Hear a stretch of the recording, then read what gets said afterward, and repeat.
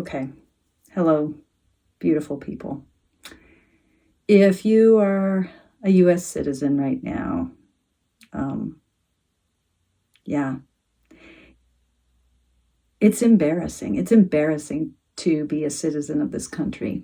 And what's embarrassing is that no matter how boorish and greedy and short sighted and cruel and just despicable our president and vice president and their cronies and the sycophants around them, no matter how awful they are, the fact that we US citizens aren't in the streets right now, hundreds of thousands of us in the streets. I mean, what's wrong with us? We're too comfortable. We're too overwhelmed. I think we're too comfortable is a big part of it. Yeah, it just breaks my heart. If you're European or you live in, Latin America or any of the many other places on this planet that are not fucking US of A, if you're Canadian, yeah, I'm sorry, and I don't know why our American citizenship are so disconnected and disengaged. Yeah. So I feel, I've been reaching out to a lot of people today. I feel like I want to see a huge nonviolent protest movement happening. I want to be in the streets. I don't even know what that really means. I want to walk from Oregon to Washington, D.C. I don't know. I want to Forrest Gump it. I'll run all the way. I'm not sure. I'm not sure what I want.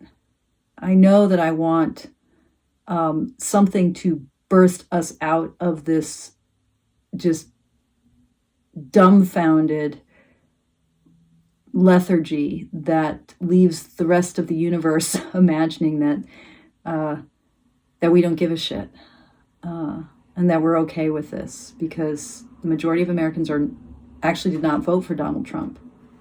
He did not win a majority of the votes. So I had to go back and check the numbers just to make sure I wasn't overstating it. Yeah, he did not win the majority of the vote. He won the popular vote, but a majority of Americans did not vote for him. Anyway, it doesn't matter. Nearly 50% of Americans did. What the fuck? So, yeah, I want to Forrest Gump it. I want to Selma Bridget. I want to be, yeah. So, it's truly dispiriting. And I'm aware that right now, all I can do, and I think I'm doing this with my cards and my teaching and my work, my counseling work and my coaching work. And I think this is what I'm doing for now until I'm in the streets, is to develop that open space of the heart to prepare myself for what it means to really present meaningful resistance to cruelty and greed. And that means to keep practicing the opening of my heart. I am preparing for what it is to be on that bridge. I keep thinking about the Edmund Pettus Bridge and civil disobedience and people like Martin Luther King and Gandhi. And the thing about the bridge is it's such a powerful metaphor for me for this open space of the heart where you're like, okay, I am just going to be present. I'm going to show up. I'm not going to push you. I'm not going to hate, but I am going to be the embodiment of compassion, of love, of a truth that is so big that it admits of uncertainties and differences, and it admits that the universe is filled with pain and filled with sadness. The truth that is the open heart. So I am going to be practicing that. I'm going to be on the bridge, not here, not there, allowing myself to be in the open space and to cross over from that openness into a future where we're not on the side of fucking dictators and oligarchs. Like, what's it going to take? And here in the United States of America, I think the problem is we're a culture of consumers, whether we have money or not. We're used to it feeling like I'm doing something because I'm acquiring something. We're used to a life aligned with greed and with the suffering that greed causes. Not just the suffering because you're extracting value out of the planet in all sorts of ways, killing the planet, killing lots of things in the process of achieving value, but it causes suffering in me, in my own heart, living that life of consumption.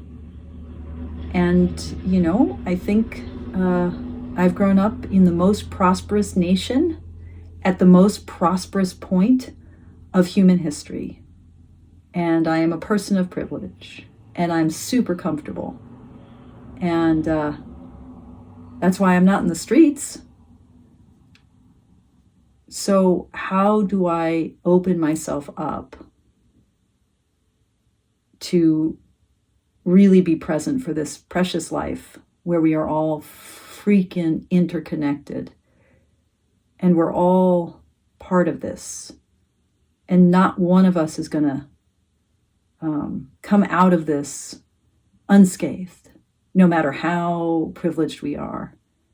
The suffering and sorrow that is what it is to be alive affects all of us. As Zelensky said to Trump, the ocean isn't, I'm paraphrasing him, the ocean isn't big enough to protect you from suffering. And that's one of the big problems about the United States of America is this, our isolationism has been a part of our national self-image forever.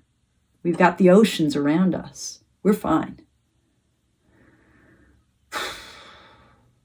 Okay, I am gonna pull some cards. I'm gonna be using the Tarot of the Drowning World, which is one of the decks I was using in the Drop-In 78. It was my calibrating deck, and it's a big honkin' deck. And to shuffle it, I need to side shuffle and to break the deck into pieces. So I'm gonna do that now. Okay, so you're going to have to bear with me. This deck is a little hard to read. We're going to see. But life is hard to read right now, so we're even. Okay. Yeah, what the fuck? I don't even have the words.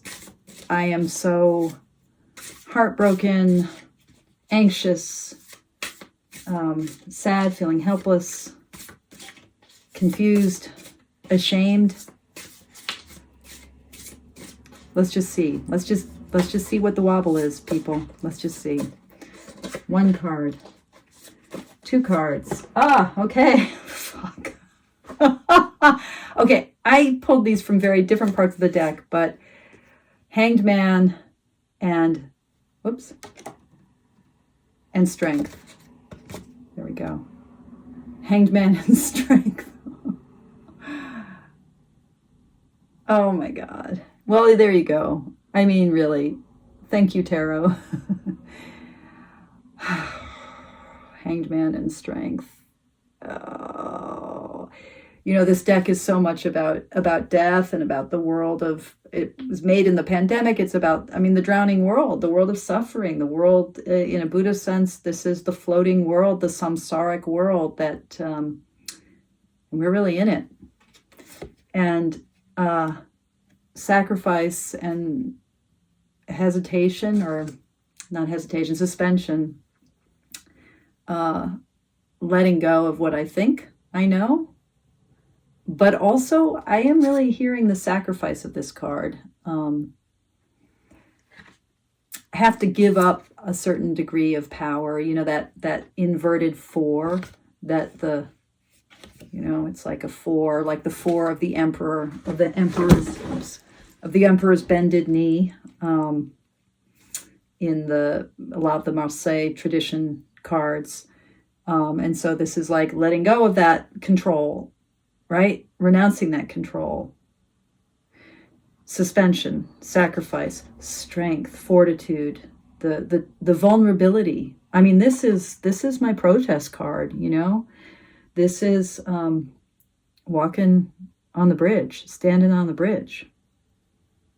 My face right next to the beast. But it's also so much a card. I mean, that lion is dead. So it's just the head of a taxidermied lion or a fake lion. And so there is a little bit of a sense of just grief in this drowning world. So what's the really good question here? Hanged Man and strength.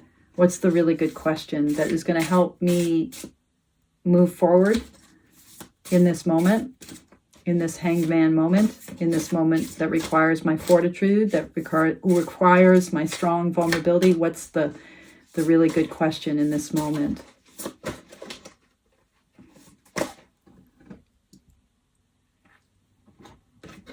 And this is the Five of Coins, which, I think of the Five of Coins as the poverty card from the Waite-Smith lineage. But in this deck, those antlers, and these are pastries. The coins in the drowning world are these pastries. So there's like this rotting food, and then there are these antler horns, these antlers.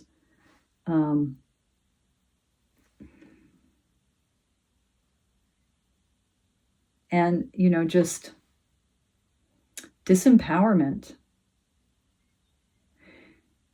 Taking seriously the truth of not having power. Like, that is what I'm facing right now. What we're all facing right now is that feeling of being powerless.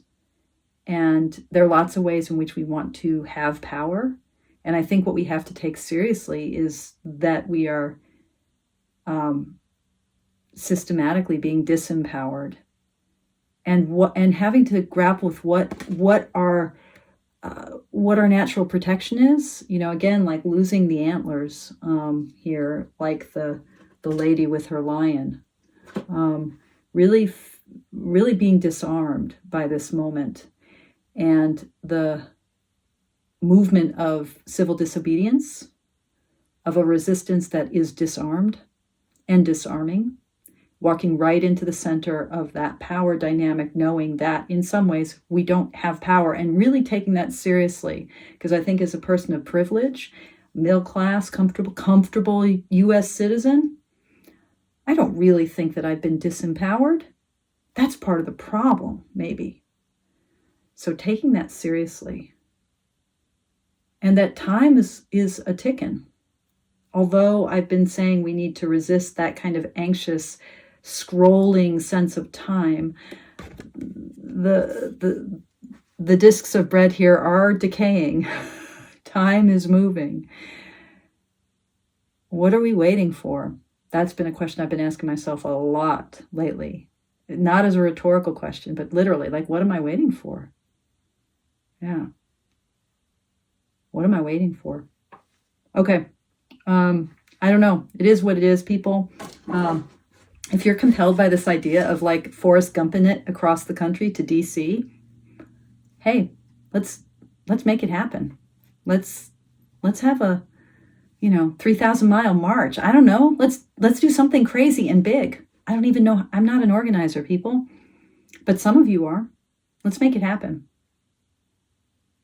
Okay. Thank you.